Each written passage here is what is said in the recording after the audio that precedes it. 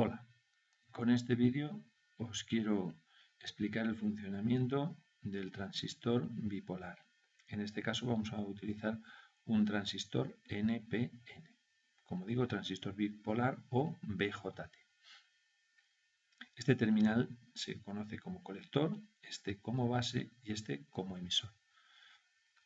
El funcionamiento que vamos a estudiar es en conmutación, que significa que el transistor va a operar como un interruptor controlado por la corriente de base.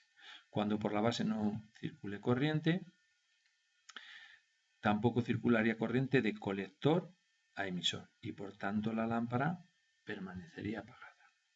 Cuando por la base circule una corriente adecuada, se permite el paso de corriente de colector a emisor y si hacemos bien el cálculo, pues prácticamente toda la tensión de la fuente se puede aplicar a la lámpara y por tanto luciría. Nuestro objetivo último es calcular la resistencia de la base. Y como siempre que nos piden una resistencia, pues lo más intuitivo es aplicar la ley de Ohm. Vale, pues es lo que vamos a tratar de hacer. Os lo dejo por ahí, ¿vale? El primer paso para conseguirlo es determinar la corriente del colector. Lo obtenemos por el dato que tenemos, que es la potencia de la lámpara. Si la potencia de la lámpara son 30 vatios, sabemos que podemos calcular la intensidad que atraviesa la lámpara por esta expresión. El subíndice significa intensidad por el colector. Sería la potencia de la lámpara dividido la tensión de la lámpara, que como decimos vamos a tratar de conseguir que los 40 voltios apliquen íntegramente sobre la lámpara, ya que aquí prácticamente no habría caída de tensión. No habría caída de tensión entre colector y emisor. Bueno, pues haciéndolo así nos sale una corriente de colector de 750 miliamperios. Para calcular la corriente de base vamos a utilizar una relación nueva, que es esta de aquí.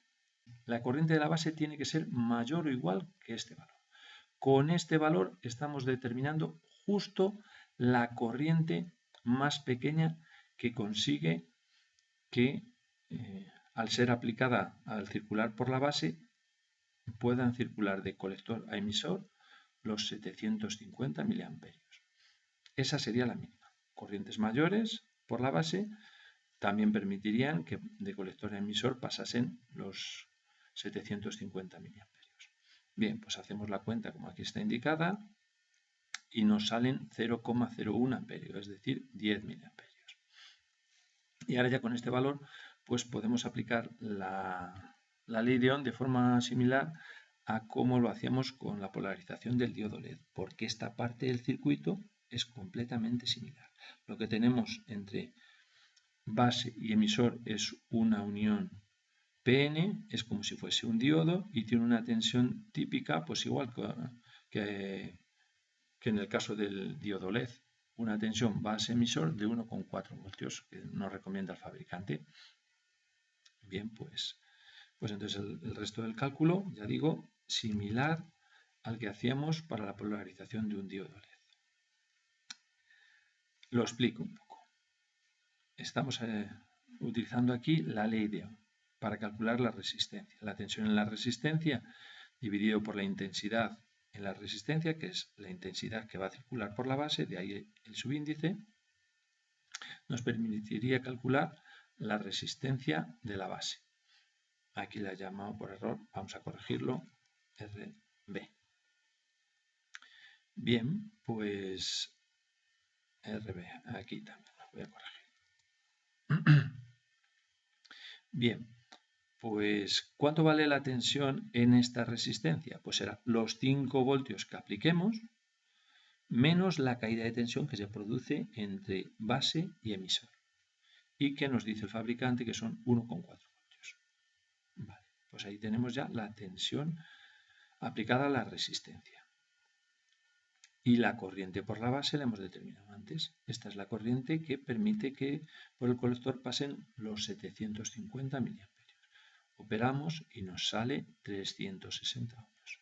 Esta es la resistencia que justo permite que el transistor opere y permita pasar los 750 miliamperios.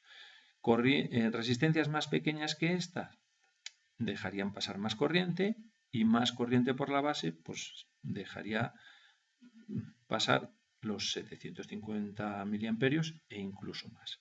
Resistencias más pequeñas harán que aquí se produzca una cierta caída de tensión, que no nos interesa. Nos interesa que toda la tensión de la fuente se aplique en la lámpara. Y aquí nada.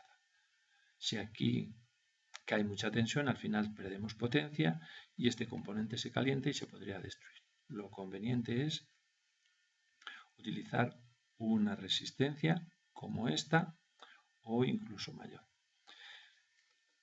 Bueno, este cálculo tiene sus limitaciones porque el parámetro beta es variable, no es constante. Entonces, este es un primer cálculo y si queremos cálculos más finos podremos simular y por último, pues hacer un ensayo en una placa protoboard. Hasta aquí la solución de este problema. Muchas gracias.